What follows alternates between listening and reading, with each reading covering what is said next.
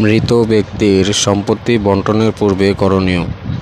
উত্তরাধিকারদের মধ্যে মুসলিম ফরায়েজ ও দেশের আইন মতে সম্পত্তি বণ্টনের আগে দেখতে হবে যে মৃত ব্যক্তির সম্পত্তি নিয়ে কোনো দায়-দাবি বা আদেশ নির্দেশ আছে কিনা। যদি থাকে সেগুলো আগে পরিশোধ করে দায়মুক্ত হতে হবে। যেমন ১. সৎকারের খরচ।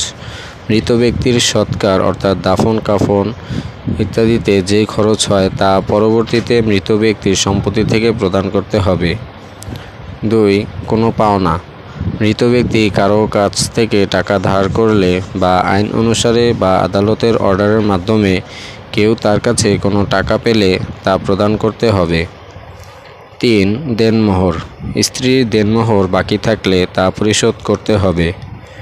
দান বা হেবা। মৃত ব্যক্তি জীবদ্দশায় কোনো দান করে থাকলে তা প্রাপককে বুঝিয়ে দিতে হবে। ৫. ওসিয়ত বা উইল। মৃত ব্যক্তি যদি কোনো ওসিয়ত বা উইল করে থাকেন তবে তার ইচ্ছা অনুযায়ী সেই ওসিয়তের সম্পাদন করতে হবে, তবে এই উইল সব দায়দেনা পরিশোধের পর 1/3 বেশি হতে পারবে না।